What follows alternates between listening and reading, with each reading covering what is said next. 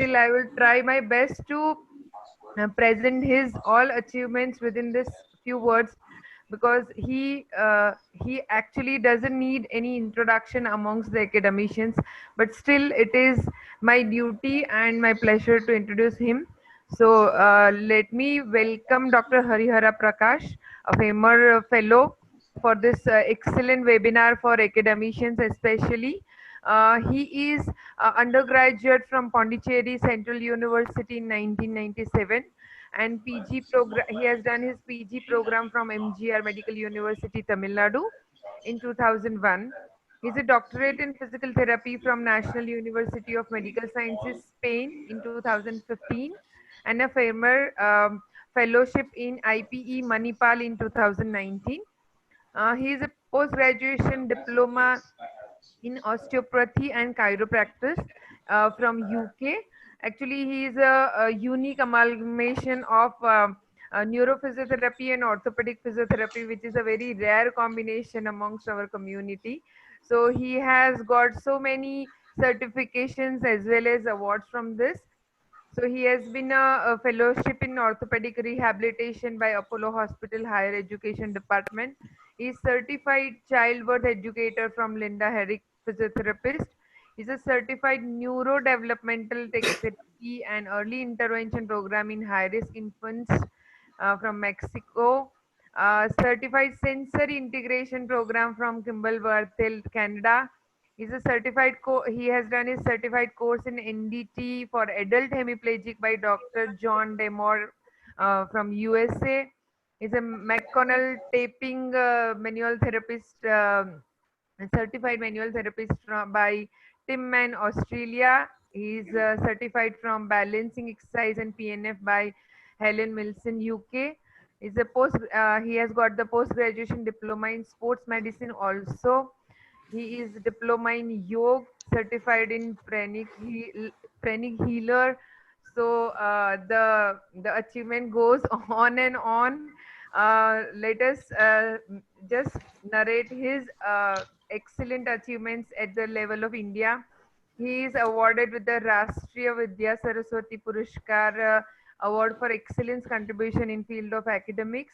He is a recipient of IAP Oration Award by IAP for the significant contribution in the field of physiotherapy.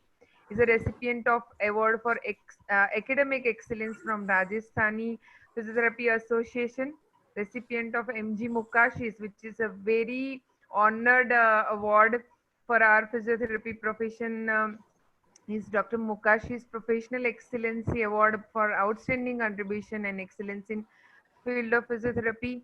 He is recipient of Physio Pride Award from the Janardhan Rai Nagar Rajasthan Vidyapit Udaipur in World Physiotherapy Congress in 2019. He is a member of Board of Studies and Reviewer Committees and Institutional Ethical Committee of many reputed institutions as well as reputed universities of India. And he has been into reviewer committee of many journals, international and national journals of physiotherapy. He has delivered lecture in many conferences and conducted many workshops. If I would list out the names of this, then I guess I will take his time from the very informative session. So I would just say that there are many, list goes on, and he has guided 250 UG research projects and 50 PG research projects, as well as 3 PhD scholars. So he has given his talks on many national and international conferences, radios, and many TV programs also.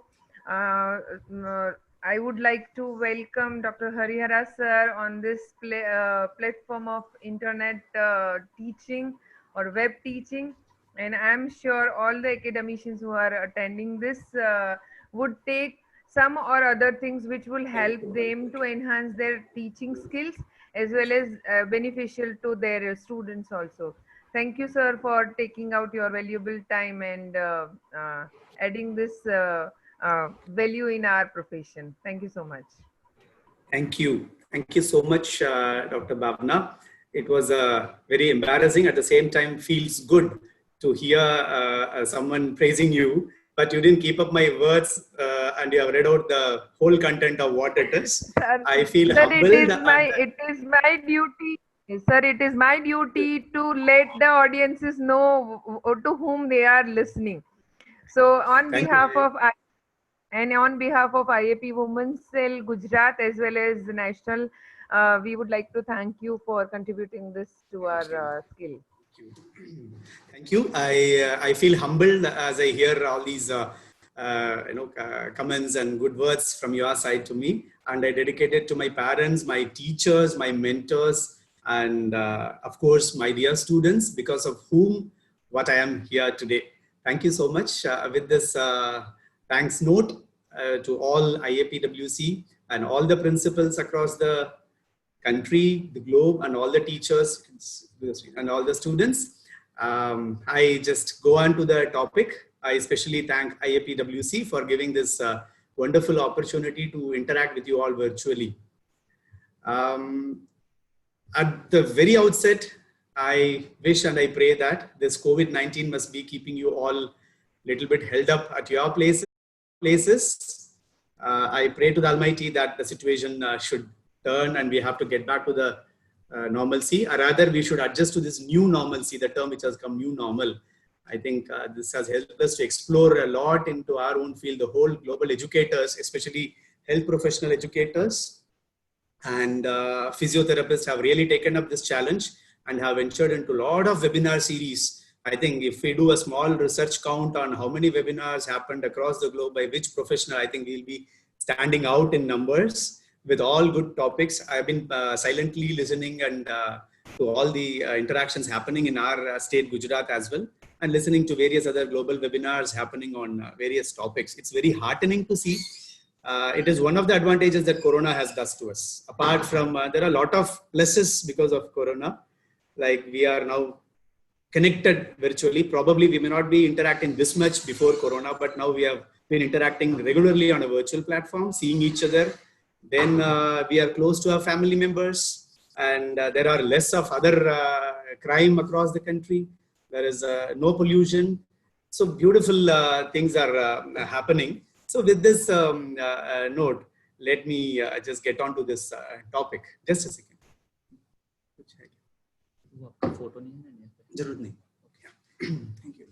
So when IAPWC, Dr. Shweta and Dr. Bhavna was talking about this webinar, education technology is one area where probably physiotherapists are still venturing into.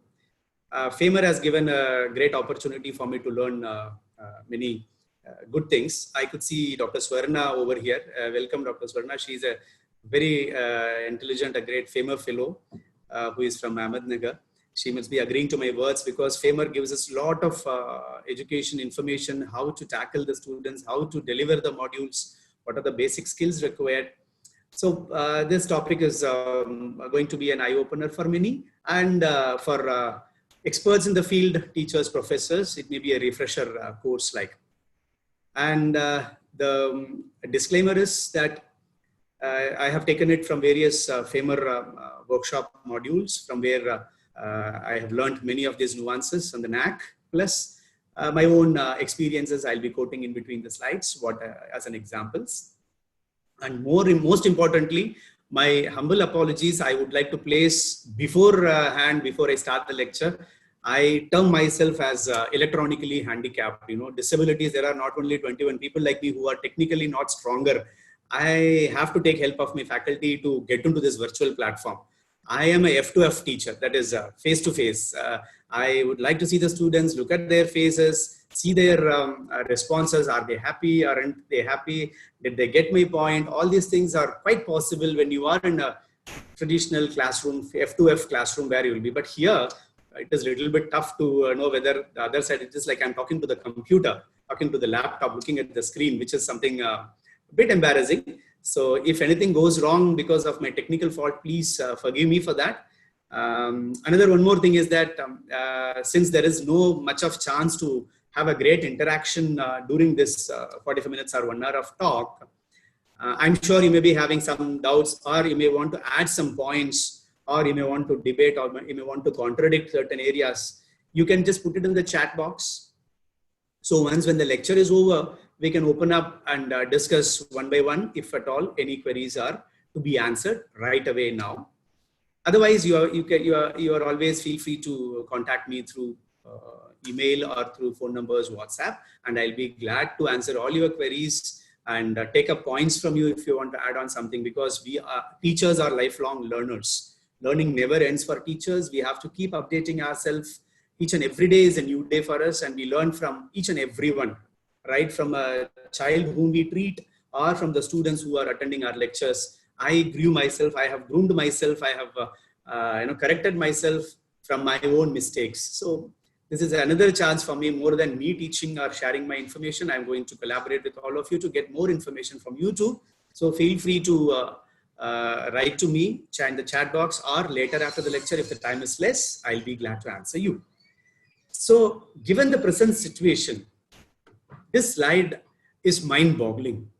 If you can see this, you can place yourself, you can put your photograph in the person, which is their personal learning space, where you are, and you are bombarded with so much of technology around you. There are online communities, social networks, web browsers, file sharing tools, webinars like this happening, and then Moodle platforms, cornerstones, curation tools, a lot of applications, WebEx, Cisco, so much things are there nowadays. An individual is bombarded with so much of technology, and there is a lot of scope for the teachers and for the students to grab knowledge, because this is an era of information. Information is strength, knowledge is strength. The person who has it, I always say to my students and to my children also, Darwin's theory is now unfit, because if you all remember, if you recall it, what Darwin said is survival of the fittest, the person who is fit. But now I changed this to survival of the fastest. The person who is fast, who is entering into the game first, will be the winner. So that much amount of fastness is happening in this mad rat race world. So much of innovation, information is there. But definitely looking at the positive side, as I said, how Corona, though a lot of lives has been lost and many daily wages are suffering from, but it has brought a lot of good things also. So it has got both pros and cons. So this is how we are all now connected. And probably even if you are out of this crisis, the COVID one, I think many people have explored so many things. Probably this may be the era now.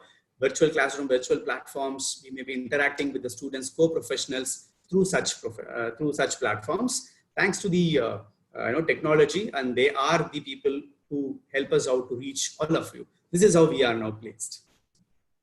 So the context of today's lecture is lockdown in the wake of COVID-19 outbreak has resulted in unprecedented limitation to our mobility, impacting everyone in society. We are held at one place. Though education had come under non-essential services, because it is, as I read in some joke also, had it been known to me non-essential, I would not have gone to the school. But learning never stops. Hence this webinar, and people are trying their level best to impart knowledge and everything in this short time. We as teachers, I always feel we are the mother of all professions, because we produce, and software and engineer, mainly the school teachers, but put our efforts earnestly to bring out good academicians, healthcare professionals, and researchers. So once lockdown is removed, we are going to start our routine. I think many of us, including we, also have started our routine, except for the UG students to come back to our place and the interns. The stall is happening. This lecture will come handy to teach. My sincere thanks to all my teachers, right from my school. My mother was my first teacher. She was a school teacher, and I did my KG under her. She is my first teacher, not known as a mother, as a teacher. Till now, all my teachers, my family, mainly the Manipal faculty. I would like to take the name Dr. Siraj, who was my mentor, who had taught me how to teach effectively. And of course, the IAP, Dr. Bhavna is there, and Dr. Shweta, who is a sub-coordinator, one of my faculty, who herself asked me to get down to this topic, and all the coordinators, Ruchi Vashni, and so many people who are doing good. And Dr. Dara is there, IAP president of Gujarat. This women's force is bringing us a lot of opportunities, and I thank you all personally to be with you all on this virtual platform for knowledge sharing. So today's 45 minutes of 1 hour of talk is going to be revolving around, I'm just going to introduce what SGT, that is small group teaching. What is that group should be, how small a small group to be, or how big a small group to be, and its effectiveness. What are the basic skills needed for SGT, common errors that as a teacher we may be making, what are the different generic methods, specific methods, facilitating methods, and bit of research touch, roles and responsibilities of tutor and the students, and how the dynamics of groups should be. And of course, when there is something happening, problems too, as I told you, technology sometimes leave us in problem. Every activity there will be a problem. It should not be seen as a problem. It is a challenge or a threat. We have to convert it as an opportunity and overcome it. What are they? And how do we evaluate SGT at the end of it? And some take-home messages. This is going to be the today's lecture. So why I have taken this topic, purpose of this talk. When I was told to take something on education technology, I thought this talk will be appropriate, because being a webinar, though it is a practical workshop topic, we do a lot of, 2 years before we conducted in our campus also in a workshop over where we talked about these things. So to facilitate thinking of the educators, that is the only thing which is unique to human beings, and mainly for the teachers, we have to keep on thinking. It is going to facilitate and to help less experienced teacher. I mean, the budding teachers or the students, PGs, who, if they are all there on this platform, to develop the discussion and cognitive skills of the student. That includes interns too, and their own skills in method of learning, which are primarily concerned. Interpersonal interaction. It is, and one of the day, 2 days before, I took a talk on teacher-student made for each other, where it is because of the teacher, the students are, it is because of the tutor, the students are. So there should be good interpersonal interaction. I'll be touching that area also. To refresh the knowledge and engaged in teaching, and then to provide guidelines and suggestions on facilitating talk and various methods for small group teaching and learning, and to evaluate the effectiveness of SGT. So this talk will draw on the views of experts and practitioners as well as the relevant research. As I told you, few are my experiences. Majority are already there in the literature. I have a lot of research reviews are there in many areas. I have touched that also. We're giving references which will be helpful for the faculty to go for further reading, taking those as references. So this is the introduction. Effective small group learning in medicine is a challenging task. And it is realized by everybody. It's not that easy. Large group means it is a large group. Every medical college has got 150, 200, 250 seats. And even physiotherapy also 100 plus students are there admitted in few of the colleges in our own state. So that is a different issue where information is passed on.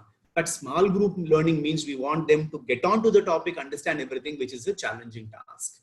Indeed, many texts and articles on learning in small groups put too much emphasis on role of the tutor and too little on the role of the students, because most of the lectures that we conduct is mostly tutor centric. Like I am here in the class, I wanted to convey something and I convey it.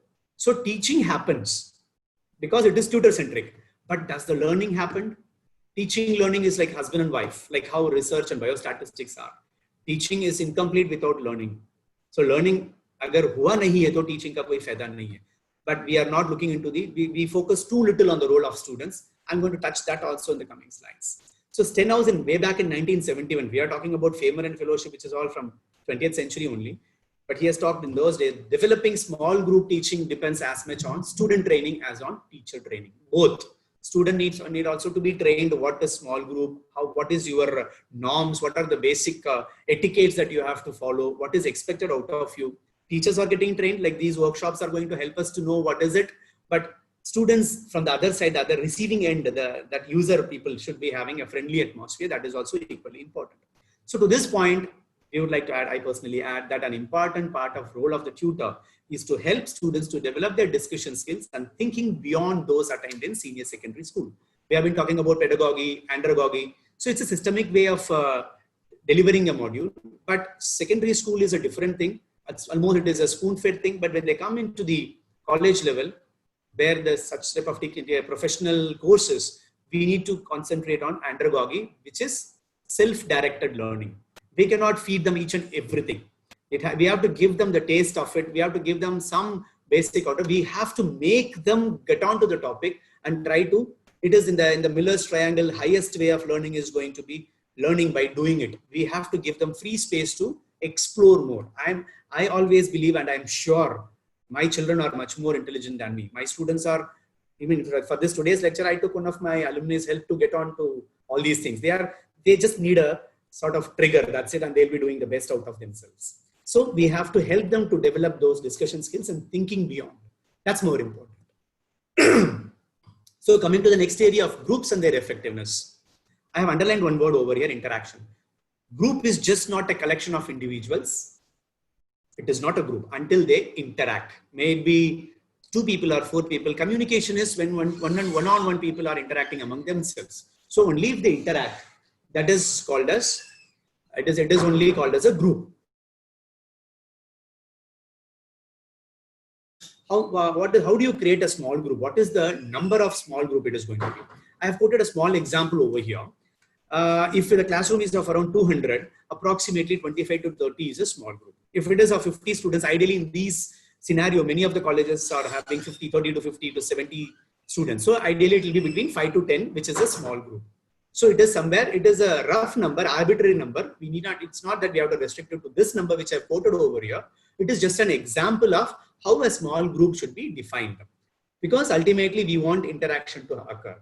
The passivity should be lost. The main lecturing way in the lecturing or in the large group teaching, most of the time students are passive listeners. Here we want to enhance their participation. So the group should be minimized or optimized to this number approximately. So as the group size increases, knowledge increases, because you could be able to deliver so much things, because you're not giving time for the audience to interact with you. You're not going around. You are on one side, tutor or the facilitators, they're only teachers, and their students are on the other side. Knowledge increases, but the opportunity to interact decreases. So that is why in small group, we don't call ourselves as teachers. We are facilitators. We are giving them chance to interact with us. So knowledge base is there already, but you have limited time, limited focus, limited force, and you're going to increase the interaction.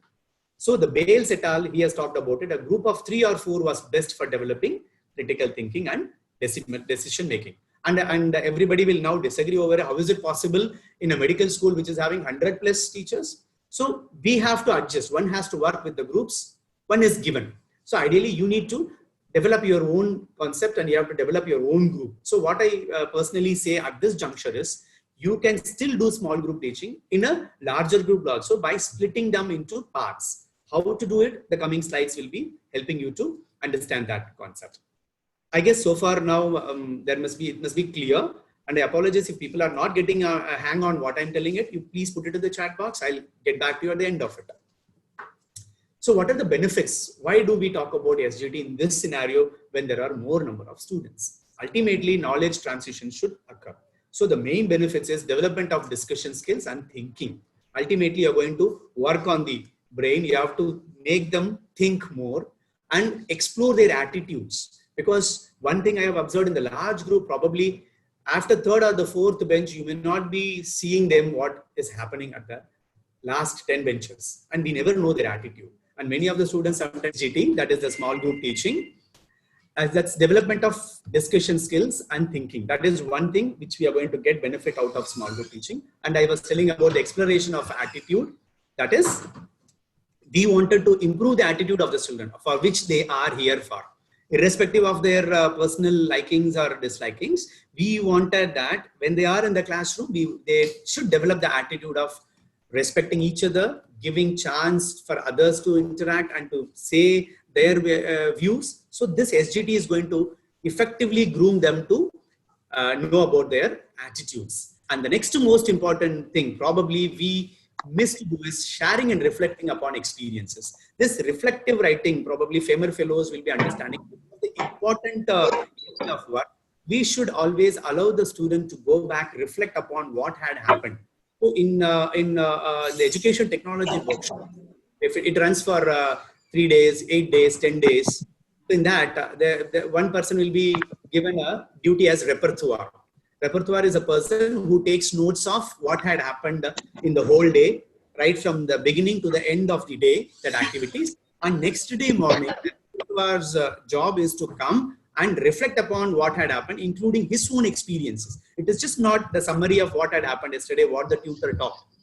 Reflecting is their personal experience also, how they felt, whether the lecture was really helpful, do they get any take-home message, and that's it, create any impact in their day-to-day life, behavioral attitudes, etc. So that reflection is, in fact, those who practice reflection, they are, in fact, will be successful in their delivery of lectures. If not, at least we can start from now on. Our students are all, they will love that reflecting upon when you do it on the next day lectures. Next, The extent to which these benefits are gained in small group is of course dependent upon the skills of the tutor and not the students. Because if the lecture didn't go well, if you could not able to give exactly what you wanted to give, we cannot blame the student. Yes, the students may be on the other side not interacting with you, or they have been completely passive, or you found them sleeping or lost interest.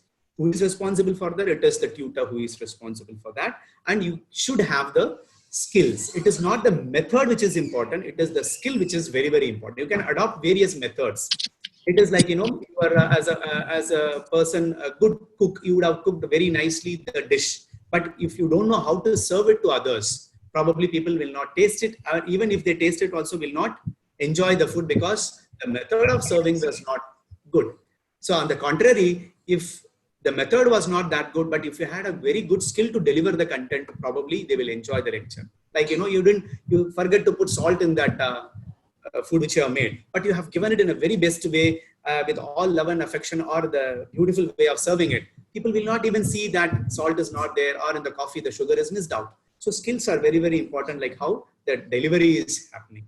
So Blee in 2000, I have given the references at the end of the slides. You can go through that book. Small groups are better than large groups because it helps in promoting the developing attitudes and values. And they are very effective, but not efficient as large. I think you will be able to understand the meaning of effectiveness and efficient.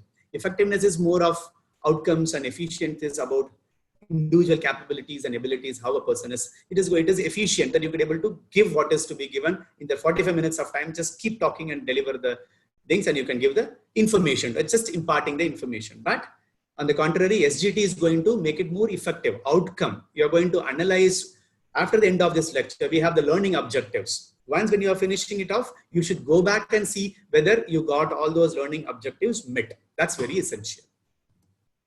I'll go to the next slide.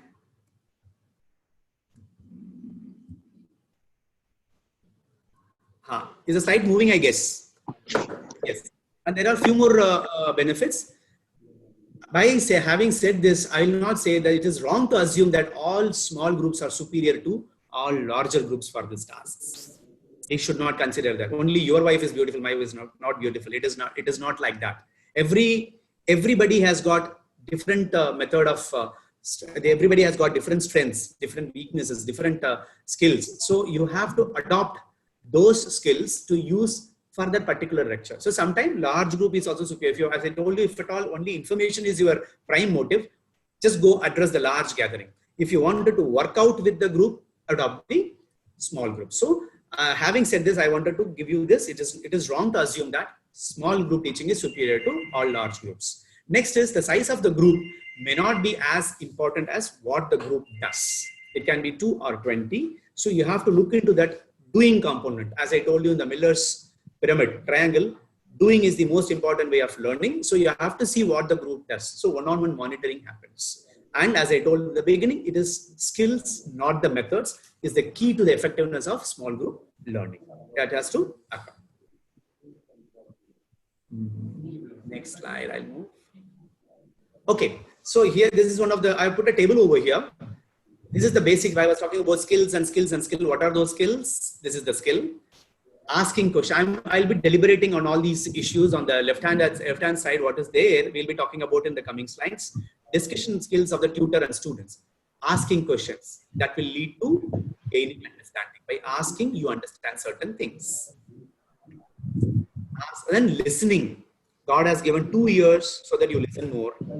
So that will enhance you for critical thinking. You can be able to think and arrive at a conclusion why it is happening. That inquisitiveness occurs. Responding, not reacting. Reaction is a spurt of emotion, which is not good. Responding means you are analyzing the thing and you are going to use proper phrases while you are addressing to the audience. When you do that as a skill, reasoning comes out from the cognitive skills of the students.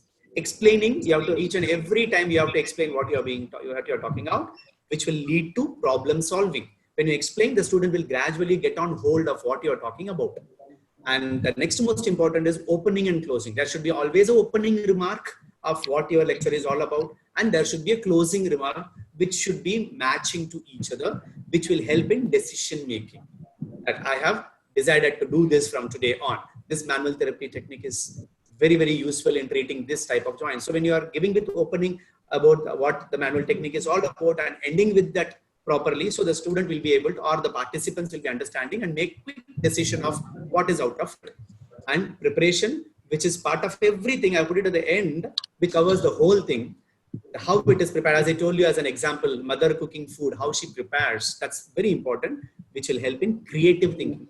Creativity is lost in many of monotonous lectures because you keep on talking. Even sometimes the creativity can be not alone by doing some hands-on work.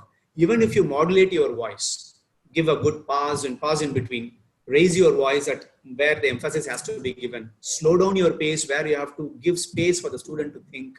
So even these things also helps in students to make it creatively, and for the tutor also to make it creatively, that the student enjoys the lecture throughout your 40 minutes, because the brain's capacity is 20 minutes. At the max, you can push on to 40-45 minutes. Beyond that, any interesting lecture will start making the student dull. So you have to be careful in managing the time, which I didn't put over here. That is also one of the important things, managing the time. Like today, I was happy when Dr. Bhavna just entered at dot 11 and we started the lectures. So that's very essential. Time management is very, very essential, which needs to be taken care of. I still could not able to disable the waiting room. People are coming, I'm admitting them. Pardon me for the break in between. Okay. So as I told you, I'm going to look on to all those tutorial skills. First is asking questions. Dixon and Hargey in the year 2004 talked about it. Used skillfully, questions are a potent device for initiating. That is, by asking question, you initiate the thinking process. Sustain it, the thinking process sustains. And directing conversation, you are giving a direction. Otherwise, naturally, it is a common phenomenon for anybody, you and me, when you are sitting on the other side, you get distracted because of the conversation, also because of surrounding atmosphere. So by posing a question, you are bringing back them into your hall and focus them on your topic. So questioning helps to arouse interest and curiosity in a topic. Minded by saying it, questioning means it's not in a harsh voice or to find fault with others. It is to, your basic idea of why I'm asking questions should be very clear, that it is not to trap a student. It is not to insult anybody. It is to arouse interest and curiosity in the topic. To assess the extent of students' knowledge. Of course, you should be knowing it. Is someone talking? Yeah. So to assess the extent of students' knowledge, you should know that whether the knowledge enhancement is happening because of your talk, and to encourage critical thought and evaluation. Okay. So when we are talking about these asking questions, there are classification as given by Brown and Atkins. The questions can be narrow as well broad, which I've mentioned it over here.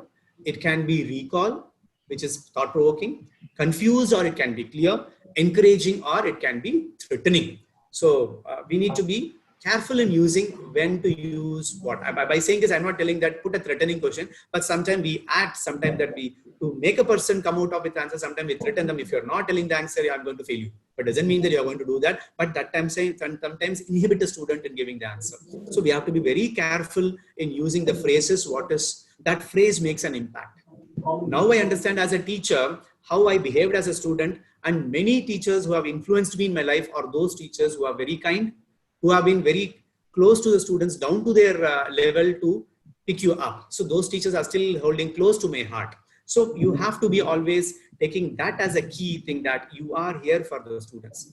It is not the buildings, it is not the bricks, it is not the benches which makes a college. It is the students who make the college. So we are here for them. So that should be very clear on and off throughout the career. It is not for this lecture as such, it's for the career. And I'm sorry. Yeah. So I'm going into the classification of those questions. Narrow questions, they are typically, it's a brief one. Narrow, when do you ask, define something, define microcurrents. Just a narrow question. What is it? You want a very quick answer, which can be used too frequently, but this can sometimes inhibit discussion because students feel perturbed. Just one word answer, I may be wrong. That's something which happens. Broad questions probably may create more inquisitiveness, and it can range from asking why is it so, what is it that, and how it happens. So all these questions, when it is posed in front of the students, that is somewhere broader questions are being asked, and students should be given. There is one column which will be coming, thinking time. I'll be talking about it later. So you always wait for the response to come when you are putting the broad questions. For that matter, even narrow questions also, but broad questions, you are minded that we are allowing the students to think. So we have to give thinking time. So broad questions are more likely to provoke the in-depth expressions of opinions, attitudes, and feelings than narrow questions. T in 2000 has talked about a game of over here. Sometimes the teacher has an answer in his mind. For this question, this should be the answer. So, and you pose a question to the student, and students will start giving answers, and you will keep on waiting for that response only to come. And that will completely demotivate, because students will feel whatever my answer I said no. If you say no, not this, no, because you have a preconceived answer that I want this answer only, and you will be denying, saying no to all those things, and that sometimes causes demotivational phenomenon. So how to handle this? It can happen because naturally a lecturer, a teacher wants some particular answer. Yes, that is not wrong. But guess what I am thinking? Game, how can you stop it? Means you have to respond empathetically to the student. Whatever the answer that they have given, you try to relate it, whether it is going around that answer which you have, try to build up on that when the next students adds on. Yes, whatever the answer you have given is somewhere closer to what the right answer is, try to build upon. Can you say? So that way you can build up. Though the guess what I'm thinking game is happening, but you are not passing the game as such, you are building up on it, so that students will start thinking more. That fellow gave this answer and tutor said that this is related to my answer, so I should think on something similar to this. So thereby you create more chance for the students to think. That's how you go for avoiding this game of guess what I'm thinking. Next is recall, observation, thought, the another type of question. Brown and Atkins, again, they have talked about it. If you want to ask questions that get students thinking, then we have to think about the questions we are going to ask. Because you have a mentality, you want something to bring out from the students, you want them to think, you want them to ask questions. So in that case, you should also think what type of questions should be asked by the students. So it's again made for each other concept. The tutor student should have a close interpersonal relationship. You should be able to, like, always in South Indian family, they say the wife always gives what the husband wants even before he utters a single word. That much amount of understanding happens between the husband and wife, that even before the husband asks, I need a coffee, she'll be with a cup of coffee. Same is the case between the teacher and the student. There should be a good bondage and understanding between them. You should anticipate, my student must be expecting this. When you start working on that angle and you give them the questions or the format to it, students will start enjoying because they were expecting that. And the reciprocation automatically starts, and the students know what this lecturer, what this professor wants out of me. He has a clear-cut goals. Then gradually he will be drawn into your, and you will be started. And most, when I'm coming to the point of recall questions can be useful at the start of a discussion to assess knowledge. As I told in the repertoire, you are trying to recall what happened yesterday. Sometimes you can go back to the last year in the BPT second year. In this lecture, you got this type of concept. Can you recall that and say about it so that we can build together? So that will improve their cognitive level of observation, go back, recall, thought process, and come back with an answer. So these types of questions are used only for about 20% of the time in the class. That's quite unfortunate. Many lecturers don't give time to think about the nuances. That's what I say. These are all the knack. Some people ask me, what is the knack and nuances? Means, how to get on a hang with our student. Because इनको नशा चढ़ना चाहिए, ये teacher का class मेरे को चाहिए. So how is it possible? Only by developing on all these skills. It's not only, as I told you, it's not the method.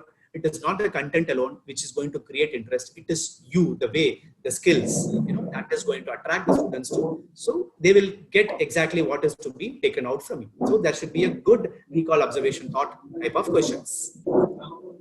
I hope I'm not too fast because Zoom, I don't know how much time limit we have. I'm just a little bit rushing. I'm not looking into the chat box as of now. At the end of it, I'll be looking at it. If there is any questions, I'll be. So there is unlimited time. You can. Oh, great. That's fine. That's fine. Then I'll be working on it in a little bit slow pace. The third part is the question is confused and clear. This is something, it's a tricky and it is a funny thing. We have to be very clear in what is exact, because sometimes we ask 2-3 things together to the question. Yeah. So like, for example, confused questions are like this. Do you feel stomach ache when you are exercising or when you eat after you eat? So you have put two questions in a single question. students will be thinking, whether should I say, I may feel a stomach ache after exercise, but not after eating. So the answers are two different things, but you put a confused question. If they say yes to it, they may not be able to say the no to the second one. Or sometimes you may put two negatives into the questions. Do you think not smoking in the campus will lead to cystic fibrosis in the campus? Something like that. So where you put two negatives, which is bringing out a positive answer, students will be confused. The question should be simple. The question should be direct. It should be very brief, and we should not unnecessarily add any additional statements. If at all it is needed, it should be sequentially added. So asking two or more questions may also cause confusion, which normally the kids does. I always get confused when my son asks me different questions and I have to label it 1, 2, 3. He asked 3 questions. Question number 1, the answer is. Question number 2, the answer is. Question number 3, the answer is. So we need to be very careful in understanding and framing the question and give the students a fair chance not to get confused. But pose a question that is going to increase your chance of learning. And the last part of question is encouraging and threatening. These are very important things, and I'm sure nowadays students, I don't know whether some students would have logged in to be part of the teaching module. If it is so, nowadays students are so sophisticated. They cannot be even threatened by parents. They will not listen to their own parents. And many of the teachers must be agreeing to it. So who are we to threaten them? We have to be always encouraging to them, but I can understand there may be some notorious students who needs to be threatened. I'll be talking about it in the end of the slides, how to manage, but try always to be encouraging. Nowadays students needs more friendly atmosphere. As I told you, I cannot scold my own son for a reason. Then how can I scold someone else's son or a daughter? So I need to go in a very friendly way, at the same time encouraging. The same question can be asked in a number of different ways, which can either encourage or inhibit student responses. I'm sure, like for example, I'm sure you may not be knowing. Tell me what is the different types of currents which are commonly used in electrotherapy. The beginning itself, we are told that I'm sure you may be knowing. So that itself inhibits the student. Rather, the same question can be asked in different. I'm sure you may be trying to recall what has been taught, or you may be trying to, I'm sure you will be having the capacity to think back and give me the answer. Different types of currents which are all there in the electrotherapy things. So the things that the way of asking the question should be always encouraging. You should generally try to adopt an encouraging style of question in order to facilitate discussion. So when you, by saying encouraging, I'm not telling completely student friendly, but use those terminologies correctly so that it makes them to answer you. This is not to say that the questions you should ask should be easy. You can ask a tough question also in a different voice, different stance, and use a different phrase that can make the difference between an intellectually difficult question being perceived as threatening or challenging. You can ask a challenging question in an encouraging way.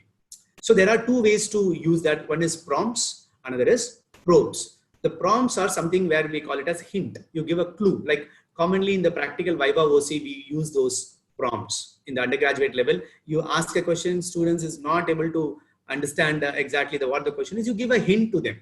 And gradually with that hint, they try to get the answer. You can use that also as a method. And probes are a little bit different from prompts. Prompts just take you to the answer, which is a hint. Probes are which will make the student think more. You give a question, you give a problem, and you try to give some related answers to it so that they start thinking it is similar to, like most of the time when we talk about differential diagnosis, these probes come for rescue mainly when you are doing postgraduate teaching, where you want the students to make differential diagnosis. You want the students to derive at a conclusion. You want them to come mainly in problem-based learning, PBL. PBL, we give a lot of probes. We ask them to hypothesize a situation. And if this is the thing, how you are going to approach that patient like that. So you can use these two methods. You can use these two methods to make it interesting. One is prompts, which is a clue, and probe, which can be a link to the, which will promote discussion, right? Next up, I'm going to the next slide. Okay. We are finished with the first part of asking question.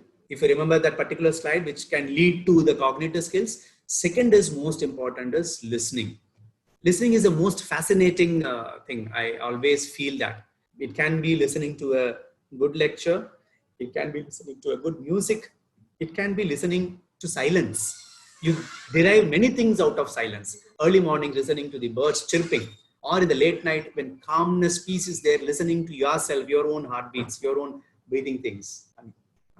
Right? So that is why I always say God has given two things: 2 ears to listen more and 1 mouth to speak less. But as I told you in the beginning, we teachers many times forget that we always turn a deaf ear to the students. We don't listen to their comments. At least you should have the eyes to understand their gestures, whether they are showing some. This is the problem in the virtual platform. I couldn't able to see all of you. If at all I have to stop this and go into the face. I may not be knowing how many of you are enjoying the talk. I'm not able to see whether you are getting what I'm trying to, that is, which can happen in F2F, that is face-to-face teaching. But anyway, given this situation, let's talk about how listening can be effectively used as a tool to improve the cognitive skill of a student. So it is very important to listen well to what is said during small group discussions, because try to hear the explicit, that is what is verbalized, and underlying implicit meaning. They verbalize, but they may be having different doubts inside their mind, which you have to read through the explicit answers that they are giving. Okay, all members of the group have a responsibility to listen, including the tutor, but the tutor has a special responsibility for retention of what has been said, so that they can recall this at appropriate times to help the students remember and see how ideas are linked. So teacher has the responsibility or to develop the capacity of what the student talked in the beginning of the, you would have posed some 20 questions and you would have got some 200 answers from 30 different people or 5 different people. You should be able to try to recall what the student 1 said, what is the student 5 said. It will be very nice, if it's like how a clinician remembers the patient name. You would have visited a clinician for your some other problem 2 years before, and you're going today for your some other consultation. And if the consultant calls you, "Hi Harihar, how are you?" You will feel so close to that person. This man remembers my name even now. So something like that, if you recall all those what the students said, try for mostly the good things. Don't try to recall the bad things. If at all you recall the wrong answer, what the student said, use it as a probe to build up on it and to correct it. That's more important. Doing this can increase continuity in the discussion. You are taking back, you go back, you can move back and forth for the lecturing. You go back what you said in the beginning, coming back. That's very important of keeping the discussion alive and keeping the students engaged.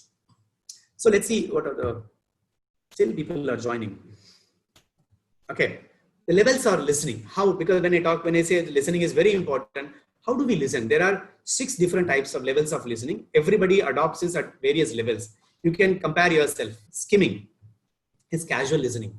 You are focused on something else and you are listening to some music, but you are not, or you are listening to some talk, something. But if you are not giving complete attention to it, it is skimming. You are just grossly seeing, listening, what is this, all the lecture is all about. That's the first very basic level of listening. From there, you build up to the next level is surveying. Here, you listen to obtain an outline. Okay, of all these teaching methodology of education technology, this lecture is focusing more on the skills of short group, small group teaching. So you obtain the outline of it. Then later on, you go to sort out, categorizes the content. Okay, in that he is talking about listening, he is talking about asking questions, he is talking about explaining, opening, closing remarks. So this is the category. So that sorting out will make you further to decide whether to go on to the continuing listening to it or to stop from there. And the third phase is very important, which will make you decide either to continue or to stop. Next is, if you're proceeding further, means you're going to the next level of listening, which is called as searching. So you will be now, when you are satisfied with the contents of the lecture and you got the outline of it, you will now start specifically to what are all those things which I need. I'm sure those participants who are all over here for this lecture would have come up with some objectives like, let me see what this man is going to talk about. I want to get something, whether he is going to talk about it. This is going to be helpful for me. You must be having some objective. So you will wait for that objective to be covered. If so, your searching ends over there and you are going to be happy going out of it. If it is not there, probably it's beyond the scope of this lecture. Probably I didn't know what the listeners are expecting out of it. So it can happen.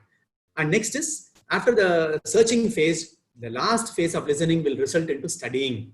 So listening gradually gets converted into studying non-verbal cues. You will go beyond the content. Like you have listened to something in statistics, we call it as descriptive statistics and inferential statistics. Descriptive is what is there, you describe. Inferential is you go beyond what is being described. You try to applied knowledge, non-verbal cues. So if you are listening it with full focus of skimming to surveying to sorting to searching, you will start studying and you will get the best outcome, and you will start inferring beyond the talk, what is being told about it.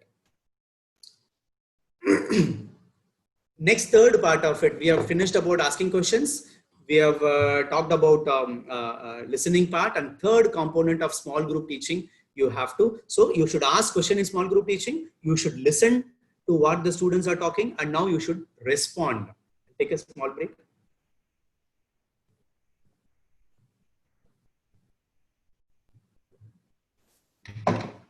Yeah. So what is that responding? Hattie and Timperley in 2007 in their literature have talked about it. Students are often nervous. You should understand the basic psyche of student. After all, they are students, and it is very tough even for an intelligent student who is an introvert to speak out in a group. And by being positive about responses, the tutor can develop an atmosphere where students feel safe to answer without fear of being criticized, and this will facilitate the discussion. So if you understand this one paragraph of what Hattie and Timperley said, it is the soul and soul responsibility of the tutor, the teacher, the professor, or whoever is conducting the lecture to make the atmosphere ambience more comfortable, so that the students feel comfortable in talking to you, asking questions and coming out with responses. And whatever said and done, there may be some flaws. How to react if the answer given by the student is incorrect? Because in the beginning also, in the question session, I talked about the students may come out with there is a word called as collaborative monologue. In FAMER workshops, we use this collaborative monologue. I don't know how many of you have heard this term. Collaborative monologue means one student will give an answer, and the subsequent students will try to use a different word conveying the same meaning of it. Monologue means single. It's not a dialogue. One single answer is there, but they will use different terms to give it. So that becomes very much embarrassing for a teacher to break the monologue, to bring them out of that shell, and it is absolutely, if it is partly correct, that's fine. You can build up on it. But sometimes if it is absolutely not correct, how will you react? I don't know how the people will react. You have to ask this question to yourself when you're a student, and especially when you are not in a good mood. You would have picked up a fight with your spouse and you're in the campus. And in that case, if a student responds like this, what is the answer? Please ask yourself and rectify it. Or if you're doing it correctly, that's fine. But my answer to this question, if the student is incorrect, what you should do? Always you should try to thank the student. That's more important, because they have respected your question and they have given you some answer. That's more important. Whether it is right or wrong, deliberately incorrect, or sometime to check the lecturer. There are some notorious, superbly intelligent students try to give answers in a wrong way to check whether this teacher understands this or he gets it, whether it is incorrect or not. Whatever it is, you have to be strong in your knowledge. That's knowledge is the base of a teacher. You cannot go to the classroom without any base. That's very important. That I'm not talking about it. But I'm sure that we are that. But when they are incorrect, still try to be kind to them and thank them for responding to you. And at the same time, you can be empathetic. Try to gradually get them out of that. No, this is not right. Because give the reason also why the answer is not right. Why this is unfit for this question. When you are giving that with the reasoning, then the student will definitely understand this teacher is right away not negating my answer. He is trying to give me the base behind why the answer is not right. That's very important. So you have to take out time. We have enough time, 40 weeks of academic calendar. This time Corona is taking us much more time, and we are coming back. I'm sure every teacher is going to do a review class with whatever the online lectures that we have done it. So you should have the time and patience to understand and explain to them. Next question is, if the teacher wishes to leave control of the discussion with the students, what can be done? Because you have posed a question, students have listened it, and now they started responding to it. And you see that something good is coming out of it, that the students are effectively interacting among themselves, coming out with some good points. And you wanted to leave this discussion for the students. At the same time, you want to come to a conclusion. So what can be done? So these are the certain steps: reflecting back, perception checking, paraphrasing, and silence. So when we're talking about reflecting back, I have talked about it in the beginning itself. What is that reflecting back? So here, reflecting back is you are going back to what the student talked about in the beginning, and you try to take a link to that thing, and you are sustaining the discussion happening. You initiated a conversation, students started effectively discussing, and if you want to sustain it, you reflect back. And next is perception check. What is that perception check? Is that when a student is giving an answer, you should try to perceive what the student is having it. So like, for example, a student is giving an answer, so you should empathetically go take it along with. So when you say microcurrent is going to give pain relief when compared to Russian currents because of this reason, blah blah blah, you are trying to take his answer, and then next is paraphrasing it in your own way. You check the perception that the student is having the right concept or the wrong concept, and address it to it and paraphrase it in your language. You can try to bring up, because you are much better than him, you can use better words than the student does. You paraphrase it so that the discussion keeps on running and there is no monotony, because you are using a different word with the same meaning. And the last most important, which I was telling about, is silence. You try to create a silence over there. Silent doesn't mean an absolute pause over there. Silence means you are looking at the eyes of the students, going around with that group and see whether the thought process is happening or not. Give some time. Silence means you are giving a time for a student to think. That is called as otherwise thinking time also, which I'll be further emphasizing in the coming slides. Okay. So if you want to sustain or allow the discussion to happen among the students, you be there as a facilitator. You are not on the other side. You are between them, and reflect back. Check their perception, paraphrase it in your own language and build it on it, and give some silence, pause in between for them to think more. Right. Now we are moving to the next one, explaining, which is an important task, which is absolutely an important area of SGT, even for LGT, for any clinical teaching also. Explaining is the most important area. What does it mean? Brown in 2006. I've quoted everywhere the author also, because that will help you to go back and read the material. An attempt to provide understanding of a problem to others, and understanding in this situation involves seeing connections where hitherto not seen. Here, when you start explaining the things, even if the student is completely disconnected with you, there is no connection between, like how Nokia, the hands-on-hand connection between people, there should be a connection between the tutor and the students. When the connection is lost, when you start explaining to them, the situation changes, and there will be a good connection, rapport building up between the students and the teacher. Please keep in mind, explaining is a skill which can be developed with practice. It takes time. It's not a one day program. Rome is not built in one night. It takes some time. You have to develop that. For that, you have to consciously check what are those methods I'm using to explain. Am I too much verbose, or am I taking some life experiences, or am I taking some examples, or I'm paraphrasing it? Try to see how the explanation is happening, and context to context, the method of explanation differs. Sometimes you have to use a model, sometimes you have to do it on a live patient, sometimes you have to do chalkboard teaching, sometimes you have to draw things, sometimes you have to make a mind map. That is a different concept map, mind maps, or another way of explaining things, where you connect the students with you. They are virtually with you, brain to brain connection attachment starts. But one thing more important, if used too early in the session, just as a start of it, there should be a slow building up, like how a house is built. You don't build the 9th floor first. You make a foundation, that you have strong foundation, then gradually the basement to first floor to second floor. And if you start explaining in the beginning itself, complete passivity will occur. This is my own personal experience. This is my own line, which I wrote it as a beginning of I'm talking about the beginning of my career. As I go in, I start explaining the things directly. There is no building up. There is no, that one. The reason is only the student lose the crux of why it is. So like how in the movie, the climax scene only reveals who is the killer, who is the winner. Like that, there should be some build up happening. You have to build up that the student should be inquisitive. They should be curious. And when you come into the explanation part at the right time, that interaction, active process starts. If you use it in the beginning itself, start too much explaining, students will lose the insight. So have a check on your explanation module. when you are going to commence that in your talk. That's essential. Okay, so there are some characteristics of effective. I have just highlighted it over here.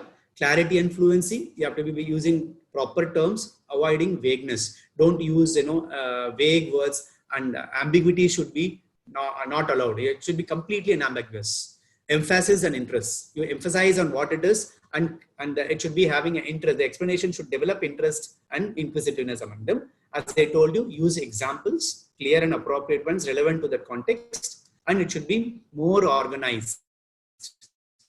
And check taking a feedback. I hope you understand. Is there any queries now? Like you should start asking it, or we can pose a question over there. 1 minute per subject. Just say what I told about it. Get a feedback. Hope you got it. Can you just now reply back what it is? Can you say in your own words what I talked about it? Take a feedback. Explaining should always end with a feedback. Many teachers are afraid to take a feedback, thinking that what happens if I get a bad feedback? No problem. My lecture may not be liked by many. There may be 100 people over here, out of which some 20 are benefiting and 80 are not benefiting. Ultimately, I'm going to be benefited because by knowing why I didn't attract those 80, I'm going to improve more.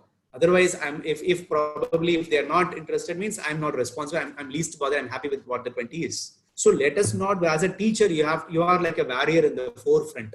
You should not be afraid of how Pakistani army shoots, or like COVID warriors who are like nurses who are fighting against the disease. You have to be ready to take bombardment from the students. Forget about it. And sure, one or the other day, you will get the right feedback from the students because they are the one who are going to give you the right feedback, provided they are comfortable with you. That's more important. Next is, the next part is opening and closing. One before the important skill that tutor should process. As I told you, opening is a very important thing. Start with simple tasks in a small group for short periods of time. So whenever we conduct a workshop related to FAMER, if it is 2 days, a medical education workshop, which we do it, we always do with icebreakers. Icebreakers are like, here, like even this is a group where we are not known to each other so comfortably. Few are known to each other, few may not be. So there should be a good group among themselves. So ice breaking is one activity. Then we go for think, pair, share. There are a lot of small activities you start with. Always it is better. That is why I like F2F teaching, where by this time we could have conducted 4 or 5 activities if it is a direct classroom teaching. But virtual platform, there are some limitations. So it is always better to start with simple tasks and then gradually increase their respective complexity, size, and duration. So the opening of small group sessions sets the tone for the rest of the learning. As there is an English saying, the well begun is half done. So well begun is half done means if you have started in a proper way, you are half done. अगर beginning में ही गड़बड़ हो गया, collapse हो गया, तो आप समझो end तक आप sustain नहीं कर पाओगे. So opening is very essential. That's why movie makers and all, the first scene is always, very important. How the entry is mass entry, the hero entry. So the opening of a small group session should be setting the tone for the rest of the session. So to make it much more easier, there is a mnemonic. We call it as REST. REST, R stands for rapport, E stands for expectations, S stands for structure, T stands for task. So what is that? Establish a rapport with the group, between the members of the group. So that's why I said that breaking the ice, that is very important. Just talking to them. You can start with a casual thing. It's not that the moment you enter the class, you start with manual therapy, you start with neurological assessment. You can start with a small meditation. You can start with a small story. You can start with what you had in the morning. How was the day? You can be irrelevant to the topic also, or relevant to the topic with some activity, which is easing out the student. The student should feel comfortable. Yes, I'm enjoying that. That is a good start. That's very important. Rapport. That is a connection that you both are now made for each other. The next 45 minutes is going to happen. Wonders are going to happen. Then E is expectations. Discuss the mutual expectations of the roles of tutors and students. In the clinical education, the clinical material also, we call it as SDM, shared decision making. It is not tutor centric. It is not physician centric. It is student centric or patient centric. Like, patient should be involved into your therapeutic intervention plan. Similarly, in curriculum also nowadays, students are part of the curriculum. They are not alone only in the examination or in the classroom. They are into your curriculum design. They are into many of the, because student council, are involved in all the activity. It is always better if you involve them in all of your activities so that you can check what are their expectations.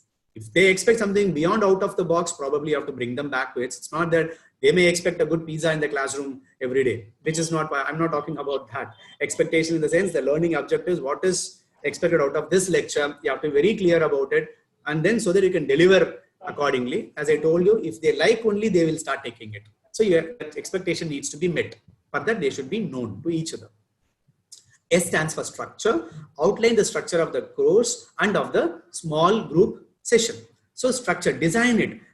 Because when I was planning for this lecture, I took some good amount of time to design the slides, to make the points. You would have seen some, I have used different colors. It is just not alone for you to attract. For me also to emphasize on all those areas which I want to give more emphasis. I have to structure, because small group teaching itself is a 3-day workshop which we can do continuously with a lot of activities and everything. If I have to cover it in 1 hour or 2 hours, I should define a structure, how the flow of my talk should go. From where should I begin? From where I should emphasize, where I should be lighter, and where I should put my hold on it. So the structure needs to be very clearly done. It can be for the whole course. It can be for the one particular talk. Then the task, set a brief but relevant task and provide feedback on the groups. So task means what am I going to do with the students, where I'm going to do some hands-on things, where I'm going to make them write, where I'm going to give them time to think, where I'm going to make them write notes and provide the feedbacks, what you have done. That's very important. So how to close a lecture? I didn't write over here anything because I thought I can have an interaction, but which is not possible. But how the lecture can be closed. It is not like closing the door as you are going out of the house. Like, how you are closing the door means you check whether the lights are off, whether the windows are closed, and then you take the key, you lock the door, check it, and then you go. Similarly, closing a lecture also needs some formalities. Some rituals needs to be done. So before you close a lecture, you can just see at the end of my talk, how I am trying to close my lecture is an example. But just to give it over here, what it does means you always don't stop the lecture at the end of it. If it is a 45 minutes lecture, try to finish your lecture by 40 minutes.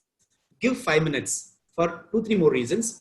One is that you give adequate time for the student to ask some questions to clarify their doubts. Second most important is to, like how you do a FIT principle, and when you're going for a circuit training, you do warm up activity, then cool down. Similarly, this 5 minutes is the cool down period for them to get out, you don't want them to be hanging on with the same lecture. The lecture has created so much impact that he is not concentrating on the next tutor's lecture. He will get angry that you are still in the previous lecture. He should be out of that. It is like, nasha utarna bhi chahiye. If you are a good teacher and you have given a good talk and they are hanging on it, you have to give time so that you cool them down. And last most important is summarize it. Very important. So this lecture has conveyed you this point. Either you yourself can summarize this, or you can ask them to come and give them a chance to show the leadership.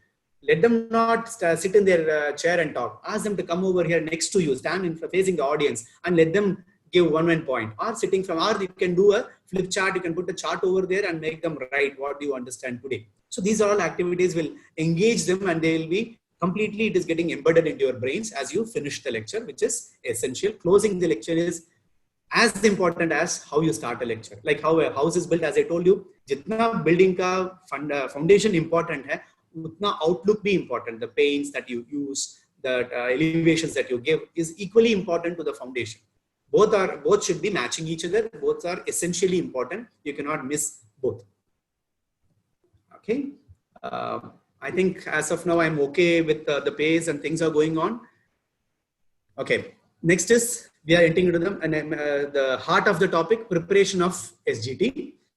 This is the curious point here is there appears to be no research on methods of preparation. Those academicians who are researchers, it's a chance for us to do some research on how do you prepare for an SGT. There are a lot of researchers because I've taken out many materials from there, but preparing an SGT needs a lot of skills and needs a lot of inputs. Anybody can take it up. What do I want the students to learn? You should have it in your mind. Before you enter into the class, like before I started the lecture, I have definitely designed in my mind at the end of it, students here are academicians, what I want them to learn, that I want them to learn about the various skills, how to prepare, out of the components, and how do I want them to learn it, the method, that is the delivery. Though skills are more important, but still method is also to be adopted. So you should know how I want them to learn. Learn them by listening to me, learn them by writing, taking notes, or learn them by doing it. You have to decide it. How will I find out whether they have learned it? That is another thing. As I told you, you have done your teaching, but learning didn't happen. That means that there is a diverse between the husband and wife. Teaching is there, which is the husband, and learning is not there, which is the wife. So you have to have them together. Then only there will be a happy and happy married life. So you have to see to that the learning happen. That can be done in various ways, which is one of the ways feedback. So another which I talked about in the beginning, concept map, mind map. I am not entering into it because it is itself a big topic. I've given a website link over here. You can open it. There are a lot of examples which is relevant to medicine. You can see this iMind map, medmaps.co.uk, that will give you. But these are all references. It is better to create your own. Creating a mind map, creating a concept map is also a important area of activity which the student needs to be done so that the effective SGT happens.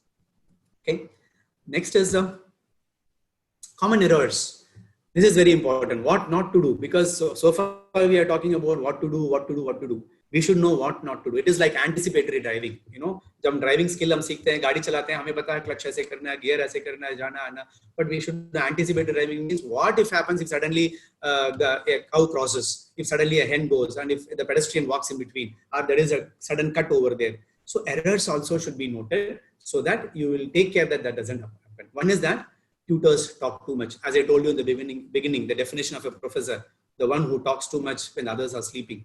You have to be always ensuring that you are limiting your words to that context. You should be calculating it. हर एक का एक weight होना चाहिए. I'm going to talk only like how milk 200 milligram per milliliter पीना है. ऐसे आपको content भी decide करना है. How much should I speak? And then low level of participation and discussion. That's again something which can happen because either the topic is such boring or the tutor is making monotonous discussion, monotonous talk, or there is no discussion. There is no chance for, because I personally feel in the virtual platform, less of discussion happens. Yesterday, there was one of the webinars which I attended by Manipal Mahe and Cairo Famer Institute. It is all about online, how you engage the students and participants. Hello? Am I okay? Yeah. Then next is there is I think there is some voice echoing happening. So tutor-centric class, that is also an error. As I told you, like how I think someone have unmuted it. So it should be tutor-centric class. It should not be tutor-centric. It should be student-centric. You should you are giving what is expected for the student. And sometimes other error can be discussion dominated by few students. It can happen. There are those first benchers or those intelligent students will try to capture the whole scenario, and they will be dominating throughout the discussion, and the passivity will be there on the midliners or the last liners. That is one error. So you should not allow that to happen. You should see to that everybody is equally participating. And there is too many questions. Sometimes you will be allowing so much things. You yourself will be posing too much questions and they'll be asking so much questions. Ultimately, you will not be arriving the destination. Because as we saw, journey is more important than destination. If the journey is good, destination is arrived. So if the process of your SGT is good, you are going to achieve that destination. If too many discussions means you are detracked. You have to always bring them back. That is another error.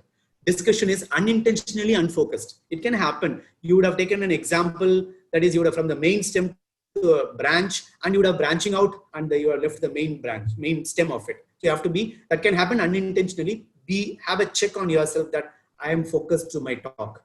Then insufficient variety of activities in a session. Like how this is also, I'm not so much satisfied because it's more of a monologue happening because of this technology. But you should try to have variety of activities which will keep them engaged, which will be more lively. And another is poor preparation by students. Sometimes the students are not prepared for the lecture. You would have called them suddenly from their clinical postings, or you would have started a talk which was not known to them or which was completely having no base. So students would not have come prepared. Achha, this much amount of activities has to be done. I'm not prepared. Anything needs time. You have to, that can also be an error. Give some time for the students to prepare some base out of it. Then not sufficient or poor feedback to students. You are not giving give proper feedback to the students. So students are not understanding that their participation in the lecture was not up to the mark. So that can also lead to error because you will be talking and they will be somewhere else. You know, that we call it as, physically present, mentally absent. Inability or unwillingness of tutors to respond to questions. It can happen. Many teachers probably, for two reasons, they don't. One is that they themselves may not be knowing it. Doesn't matter. I told you in the beginning, I'm still a learner. Many things I don't know. So I should be open with the students. Yes, I don't know. I'll go back, refer. But the only thing, the difference between the student and you, that is we, the teacher, we are having all those arms and ammunitions. I have the book source, I have my academician friends. I can ask anybody in this group, my student asked this question, can you just give me the answer tomorrow? I'm going to talk to them. But that may be one of the reasons that the teacher is not inability to respond to questions, unwillingness. Some teacher, who are you to come and ask me the questions? You go and read by yourself. That can also a mechanism many teacher might follow. Go back, read and finish it off. They don't even get back to the students. Have you read? Did you get the answers? And the beauty is sometimes the student also won't come back to you and say that this teacher anyway is not going to respond to me. Let me not go and talk to him. Either he may go to somebody else or he will skip that topic. There comes the lack of knowledge. That's very important. Little attempt to get students to answer their own questions. So here what I mean, it's not, as I told you in the beginning, we are not in the senior secondary class. We are not doing pedagogy. We are doing andragogy, which is self-directed, self-motivation. There should be some internal drives. See, external drives are different for a classroom. I am attending the class because I want 80% attendance. I am attending the class because I want to please this teacher who will give me more marks. I want to attend this lecture because I have to get a degree. These are all external drives. If those students are all there in the classroom, means there is no effective teaching will happen, learning will occur. Internal drives means there are some occupational goals. There are some family needs. There are some passion inside them. I want to learn this. I want to be a good teacher. I want to be a good professional, healthcare provider. My family needs me. My support system is essential for my family to do something. Or I want to be a valuable citizen to this country. So these are all some internal drives. If those things are all there in the students, then the things will be at its best. So we have to ensure that these errors should be avoided. Okay.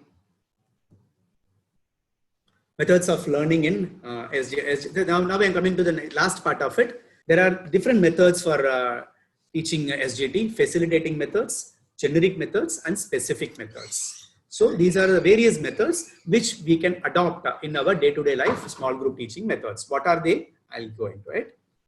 Facilitating methods are very important. Many of us miss in this. One is seating arrangements. How you seat the student, make them seat. The presentation of the class, you have to see based on your talk, you can rearrange them to sit. I'll show you few sites how that can be done. So keep it in mind that seating arrangements does play a major role in imparting effective teaching. The way they are seated, accordingly they will receive. Okay, what is that? I'll show you in the next slides. Thinking time, which I talked about it before also, that is another facilitating method. Buzz groups, I'll be talking about what it is. Snowball or pyramiding method. These are actual methods that we can use it in our classrooms. Crossover groups, these are all the things. So basic principle is, principles of making the small group smaller means you are focusing, you are much more deeper and deeper and deeper. You are going, small groups में भी एक small group create करना है. 100 से 50 किया, 50 से 25, 25 से 5, 5 के बीच में भी 1 2 को करना है. We should try to funnel it and then go it as a pyramid. You build it up, right? And reducing the fear of talking in the presence of a tutor. So you are trying to create an ambience where the students is not having any fear to talk in front of the teacher. That is what is your ambition is. So seating arrangements, I have put a word gaze. This is something, it's a simple example of how a classroom needs to be seated. So here, if you see the tutor, the person is standing over there, he is visible to all. More than that, it is like, I know Narendra Modi, but Narendra Modi doesn't know me. It is not like that. You could able to see the teacher is a different scenario. That's okay. I know Narendra Modi. But Narendra Modi knowing you is more important. The teacher should be able to see you is very important. So you should place yourself in such a way that you could able to have a gaze on everybody. You could able to see and they could able to see that. If you see it's a two-way arrow, that there is a, so you could able to see them. Sometimes even when a question is posed to somebody, one intelligent student is answering, you need not have to gaze at the student when he is answering, because you are sure, you are confident that the student is talking to you rightly. He is having a right answer. At the same time, you should look at the other classroom member so that this boy is talking, he is focusing on the answer. I am looking at others so that I see that all other people are also, if the teacher is having an eye on the student won't misbehave, or he will not be sleeping, or he will not be looking around. Another thing is, let's look at this, that place, this desk which is placed in front of you can also be a hindrance. So tutor should always come out of it and stand somewhere here so that there is no hindrance for it. The desk can be avoided, or he can be on the desk, which is not that good, but still some teacher sits. And it can be in front of just in front of the desk so that the desk is not a hindrance, so that you can have a proper gaze. So seating arrangements plays a major role. And few more slides also will show about the seating arrangements. This is horseshoe for large groups. Sir, you may be asking a question, sir, मेरे पास तो बहुत बड़ा group है, मैं small group करूं तो भी मेरे को 30-40 के बच्चे हैं. My small group itself is 20-30. So in that case, you can adopt this method. You can, horseshoe means like you can see the shape of the horse. Like the tutor screen is there in the back, teacher is there, and this is horseshoe. So 5 students in one area. You can make 5-6 horseshoes also. The students can be, this is a student like made like this. You can have one more here, one more over there. Okay, the flip chart is present over there. Students can come and write something, or you can go and write something. So if you see this, it's ideally placed where everybody can look at each other. It is just not alone only the tutor seeing the student. It is our student seeing the student also are all there. So this is for large groups where the seating arrangements also plays a major role to impart quality teaching. Next is thinking time, which I told about it. It is not the brainstem response. It takes time. It is not just a spurt of activity where you think immediately. That is reaction time.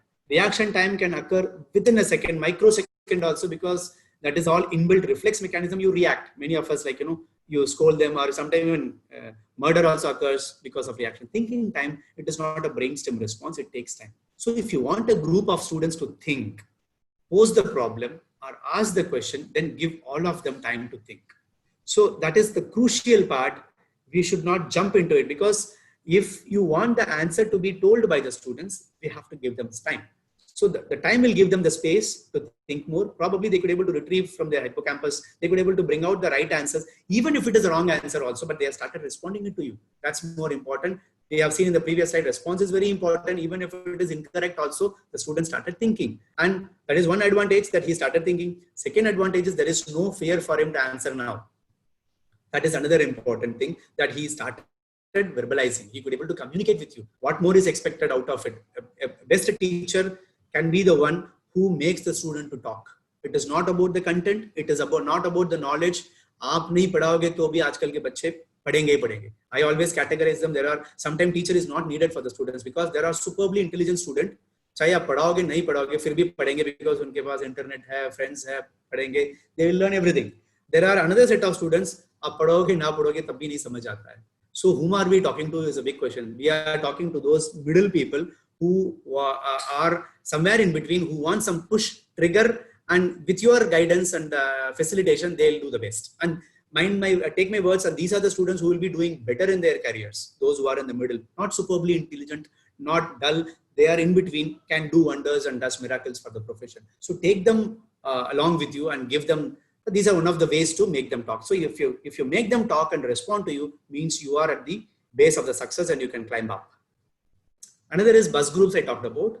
Buzz, the word gets taken out from the honeybee. If you see group of honeybees are moving around, you can see that sound is going on like that. So buzz groups means you allow the students to interact among themselves. You are giving them the time. It's otherwise called as 6x6 groups. You create a group of 6, or it can be triads, 3x3 also. In the large group, make them into groups and give them some 5 minutes or 3 minutes. Define the time. That's more important. Time is very crucial.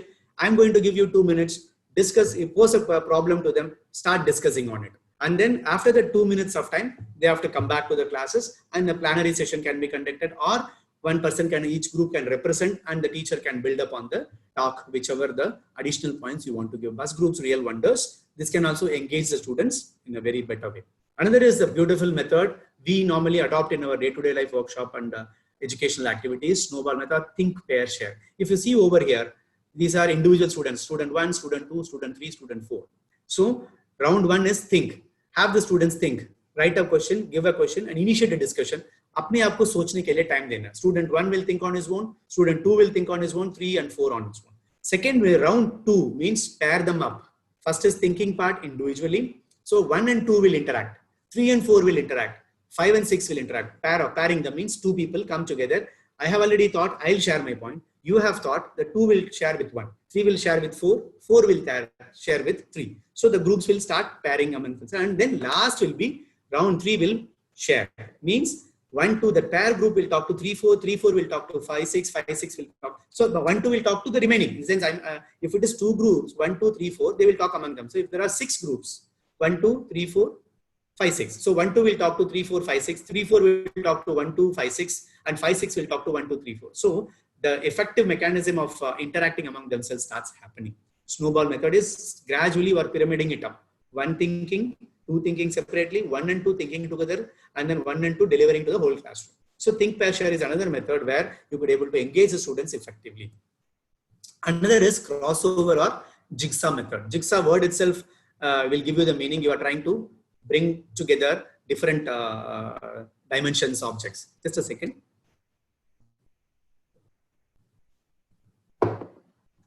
Here in the slides, you could see these are all one set of students who have been given a, like commonly we can do it in PBL, problem-based learning also this can be done. This group of students, 4 students, I've given a different color. They are having a different question. And this is second set of students having another question for them. Third group of students having another question. So, but question means it is the topic is same in that you have broken it into parts that one group discuss on this part, like for example, history part, second group discuss on the assessment part, and the third group discuss on the management part for a case of low back, like let's say example.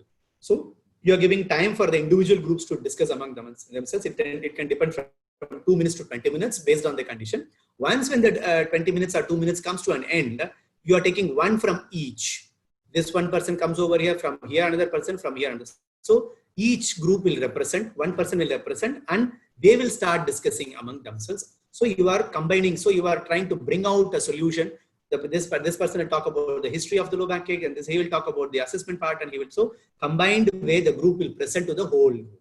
So based on the numbers, the time, you can post different things, and that whole group will interact among the classroom as a plenary session, and the facilitator, that is you and me, will be adding on things, correcting them, giving them more probes or prompts, so that the effective discussion sustains and outcomes are much better. So crossover is also interesting, where you have a bigger problem and you want to break it into components and get the best out from the students themselves. You could have taught it by yourself, but here you are engaging them. The same thing is done in a different way. Next is generic method. That whatever we talked about are all facilitating methods. Generic methods are what we are adopting in tutorials. Tutorials, you all know that tutorial is mainly conducted for those probably weak students or some important point you want to discuss with one particular group. It is done between 1 or 2 or 3 students where the teacher tutors. You are going to, it's like a tuition class where you try to create more concepts, go in depth of understanding of one concept to that particular group, which can develop on it and come back to you. Seminars are another way which commonly is into practice. Many of the postgraduate students have said, but nowadays seminars are limited to PPT, but it is not actually PPT. Even the journal club is a seminar where one product is given to them. It's a paper, they read and come back and present it. We are using it for UG teaching also as a seminar, but we have to be careful in using the seminar term effectively for proper method. And workshops for a group of more than 15 or 20, where mostly hands-on things has to be done. You could able to take a concept and work on it and give them the hands-on experience where you do it, they do it, you correct it. And syndicates are another method of generic methods where you give a project to the students, to a group of students. Multiple projects can be divided. One project can be divided in different parts, or different projects can be given to that 2, 3 or 4 people. They work on it, come back and present on it. That is syndicate. Nowadays, electronic syndicates are also there, which is beyond the scope of today's talk, but there are a lot of things available. Next is specific method. We talked about facilitating, we talked about generic, and we are talking about specific things. Lecturing. What we are doing it is in a way lecturing only, where one person talks, another person listens. And had it been F2F2, we would have been more discussing, but still here it is more of a lecture.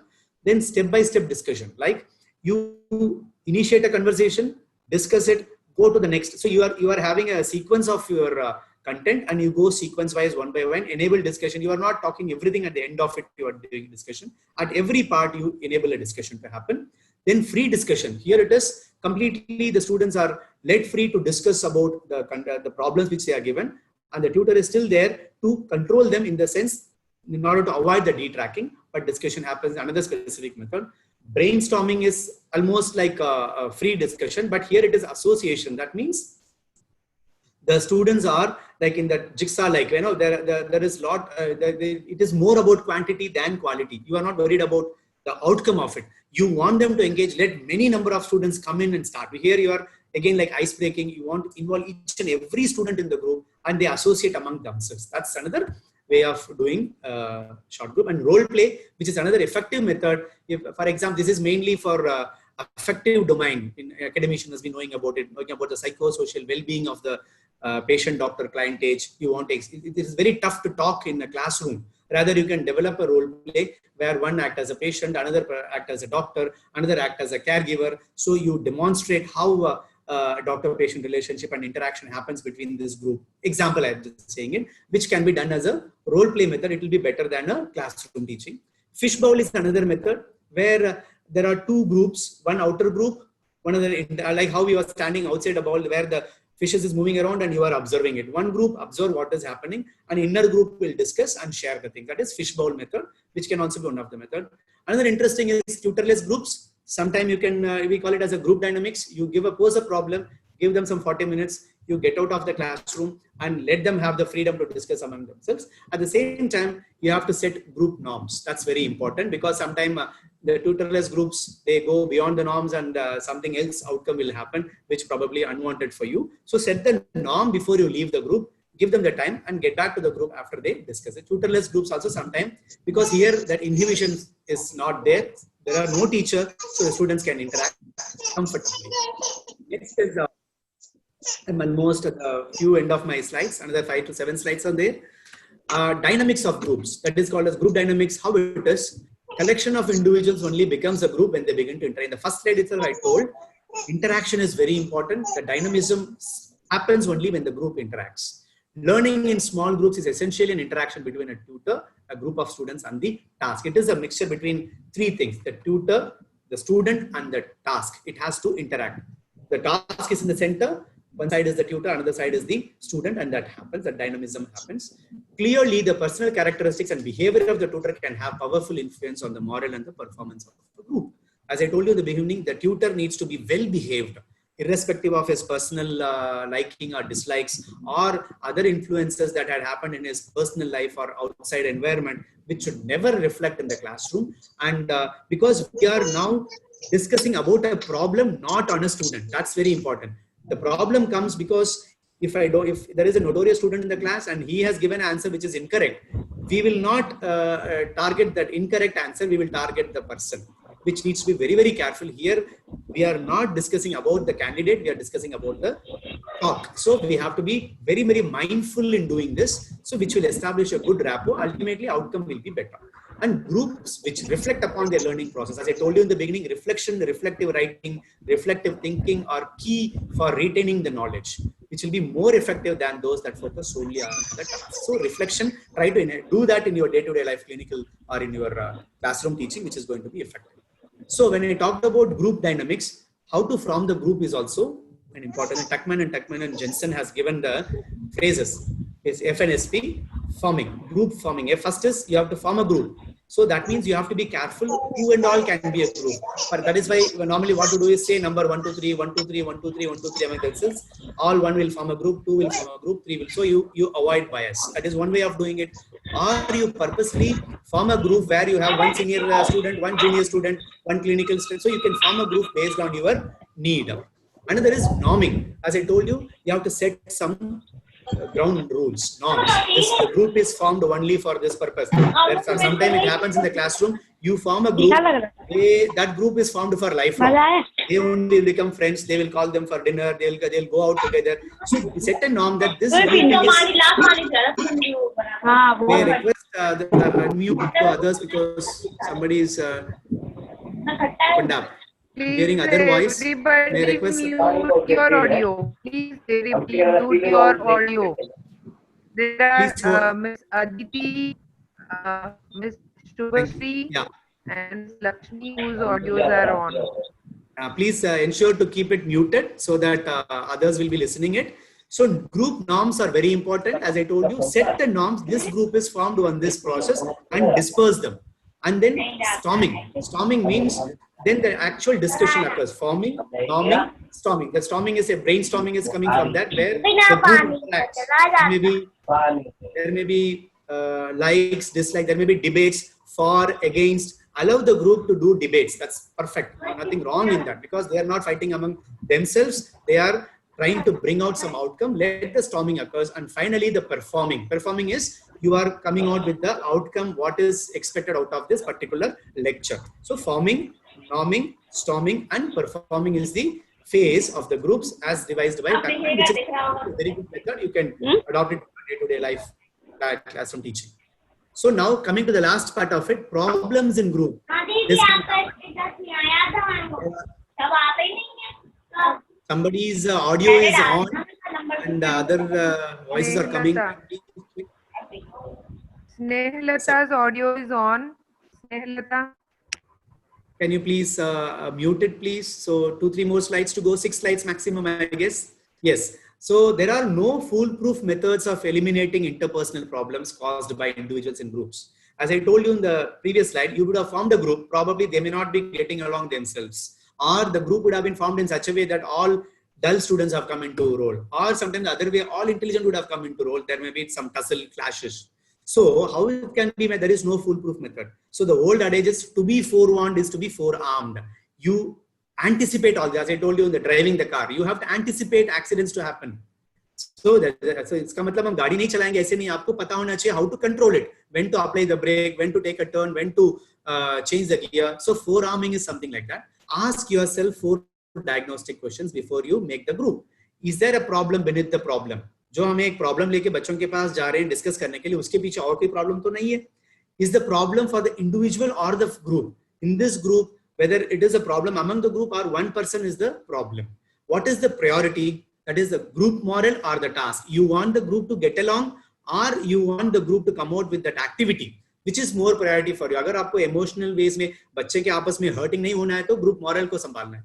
अगर task के ऊपर करना है तो उनको समझा के करना है. Leave aside your personal likes and dislikes. Work on this. What strategy or tactics can you use? अगर if you are identifying a problem in the group, उसके लिए क्या करना चाहिए? There are 5 ways which I put it in the green colors beforehand. You anticipate some things. You are well known to the students, and students, you know about them very clearly. Beforehand, anticipate it, and when you are forming the group, be careful that controversies are not happening. On the spot, sometimes you may not be foreseeing it, but on the spot there are some problems happening. Deal with it then and there. Sometimes you have to do it. Sometimes privately. The sense, oh, in the classroom itself, when 2 people are having a tussle, take them out over there and then and there sort out and bring them back into the conversation. Or privately afterwards, let it happen, let the group dynamics finish off, call them separately and discuss about it. And the last is reminder. Sometimes you allow them to happen, but you see that tomorrow or day after or sometime they will get along. So that time you send a reminder, last group mein aap log ka ye issues hua tha. In this group activity, please ensure that that doesn't happen. Because you know that there is some basic etiquette in this group is there and that it will not be aggravating. So you can use all these 5 methods, any of these methods, whichever is good for you to do it. Okay. And next activity, next slide is all about identifiers. So this is an interesting slide. Probably many of you must be relating yourself with your own students.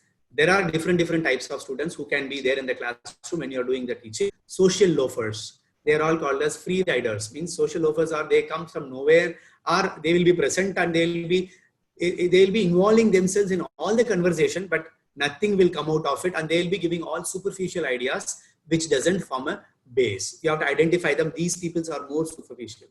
Silent students are, they are the one who will never participate. They'll be completely retracting themselves into the group. Though you form a small group of 2 or 3 also, the one will be passive. So you have to identify them and mix them up with other groups. Aggressive students are someone who always likes debating, either for the topic or to show their superiority or to find fault with the tutors. Aggressive students, and they always come with a negative answer or they come with against thing. So again, we have to mind it. It is not the student which we are dealing with. We are going to discuss about the task. We have to see to that whether the student will be fitting into this group or not, or to mend their ways and put them into the group. Next will be the know-it-all students. They are superbly intelligent students. They always have the answers, and whenever the activity is there, they will just jump in and do it. Sometimes that is also harmful because they are the showstoppers, because they give the answer, let out the things, and no further discussion happens. So you have to identify them, control them, put them in certain areas where they can be involving themselves. Know-it-all students are more dangerous than silent students. And dumb insolence are some students who are their IQ level itself is something limited, where they cannot able to contribute more. But at the same time, they may sometimes be a problem creators too, because of various reasons where they want to show their importance. So dumb insolence are silent killers. So you have to be very careful with those people, identify them and try to give them some probes or prompts, or engage them in a different activity where in the Jigsaw area where you can give them some simple activities where they too can contribute. So by saying this, another is non-attendant students. So these people are absentees or they are there, but they are different from silent students. Silent students, they know answers, but they don't contribute. Non-attendant students are there where they are distracted. They'll be having multiple other areas, thoughts going on. You have to contain them and bring them back into it, into the discussion. So these are 6 students. By stating it over here, what I mean to say is it's not that anybody should be avoided or should be included. You will be encountering such different types of students. We have to identify them either to, as I told you, the beforehand or after it privately or reminders. You have to engage them effectively or to put them into the right track and give them some group norms before you start the task. That is very essential. For that, these identifiers are essential. And how do we evaluate? You have done with the small group teaching. So there are methods to do it. After you finish off your thing, you can conduct MCQs, which is a common method which we do. Nowadays online we do MCQs in the form of Google Forms or Kahoot apps, or sometimes if it is a clinical topic, OMP, 1 minute preceptors. You can ask them to do some role plays, that whatever the concept which has been done, are they displaying it, or they are showcasing it in front of you. Or EMIs, extended matching inquiries. You can have one problem posed and have multiple solutions. They have to relate it and choose it and put it into that. So you can ensure that whatever has been talked, the students have got it. Or the best way is student satisfaction surveys. Feel free, ask them, take the comments. First time, second time students may be sometime more harsh in giving it just to hurt or whatever the reason, because we are not here to be hurt by them. Student satisfaction surveys are one of the best ways to know how well you are doing it, what are the best ways, and how can I mend my ways in the next lectures. You can conduct. So feedbacks that can be done in any of these ways, either by asking questions in any of these forms or by taking surveys. So the take home message for our talk, today's lecture, is interaction of the students, task. That's the 3 in like how meditating person and the thing meditating upon, like 3 things, a triangle. One side is the tutor, another side is the student, another is a task. So all these 3 things should interact. They should develop discussion skills and thinking. Second is all your activities should be thought provoking. That's more important. And it should develop attitudes and values, because since you are working on a small group, you could able to contain them. You could able to focus on them beyond education and the task completion. You can teach them professionalism also, how you as a good citizen, as a noble professional, to be for the profession. Next most important is skills used by the tutor are more important than the methods used. So strengthen our skills, adopt certain skills which is to be acquired so that you can give the dialogues delivery in a proper method. And there are methods which I talked about, facilitating methods, thinking time, bus groups can encourage small group teaching, and roles and responsibilities. I have been talking about throughout the slides, what is the role of a tutor, what is the responsibility of a tutor and the students. We have been identifying it in every slides, how we have to do it, carry out those responsibilities without affecting the dynamics of the group. And attending to their socio-emotional well-being is very, very important. But as I told you in the beginning, their grouping, norming and forming, you have to know whether it should not be threatening, the question should not be threatening, and it should not be pointing out the person. It is all about your content and the skills and the method of delivery. So accurate diagnosis is very important, and when to address to it, beforehand or privately afterwards, or when you can do it in as a reminder, you have to understand it. And sessions of small group learning can be evaluated by various methods like examination in the form of MCQs or by doing some satisfaction surveys. All these things are going to be helpful for you. And these are the references from where I have taken a lot of information. And thank you for your patience listening. God bless everyone. Happy teaching and happy learning, because students must also be there. They are good learners and they are tomorrow's teachers. And I wish each one of us who are here a bright future, a good teacher. Teachers are the pillars of the nation who are building up the citizens for this country. And I wish that everybody does it diligently, happily, and productively. And any queries you can write to me. My email ID is there, hariharapi@charutarahealth.org. And my number is there. You can WhatsApp me for any information, literatures, whatever. I'll be glad to share my whatever that I have. So hope I'm done with what is planned for the today. Little bit 15-20 minutes extra. I have taken it because of the technical errors and all. Apologies for that. And thanks for your patience listening. Any queries? Over to Dr. Bhavna. Meanwhile, I'll look into the chats. Thank you so much, sir. Yes. Good Thank afternoon you. all. As all good things come to an end in life, so is the webinar.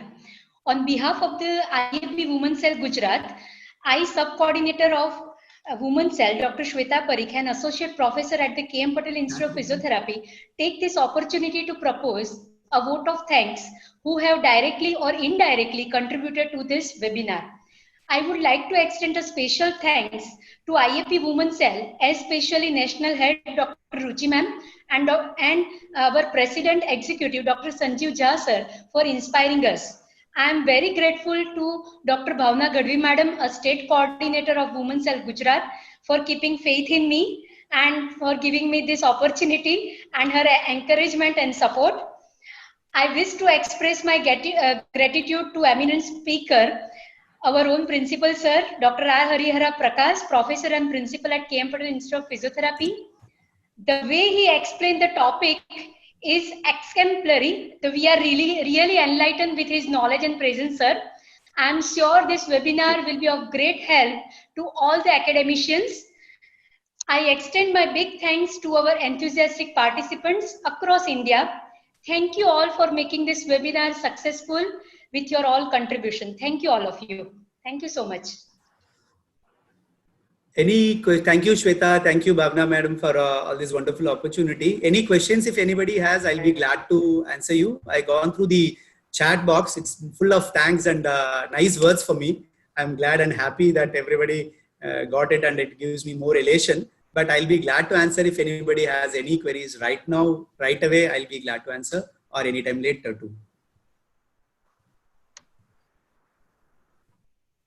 Bhavna Madam, anything to say? I guess there is so much query, but you have explained such beautiful things in context of teaching, because as you said, it is a skill which needs. Oh, there is some connection lost. We couldn't able to hear you. I think due to network issue, she has been dropped off the meeting. That's what I feel. So maybe let's wait for a couple of minutes to get her back. Oh yeah. So it was very wonderful session. Thoroughly enjoyed it. Thank you, Dr. Dara. Thank you so much. You have been there right from the beginning. Thanks for your kind words. Thank you. I think Bhavna ma'am is back, sir. So we can, ma'am, please continue. Yes, please. Yeah. So I guess no scope of any questions, because the session, the content of the session was very good, and I am sure that everybody take home every message, take to class each and every message and even in teaching. So thank you so much, sir, for giving us an excellent enlightenment to teaching methodology. Thank you. I'm humbled, and I guess there is no much questions here, so we can conclude the session. Thank you so much. Thank you so much, and I hope everybody got the message of what is supposed to be. Thanks for being with us, and nice seeing you all.